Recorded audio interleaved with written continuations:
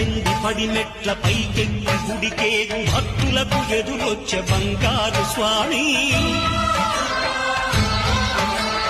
ఇరుముడులు స్పృశించి శుభమును దీవించి జన బృందముల చేర జగమేడు స్వామి తన భక్తులను విల్చు తప్పులకు తడబడి ఒక పక్క ఒరిగెన ఓంకారమూర్తి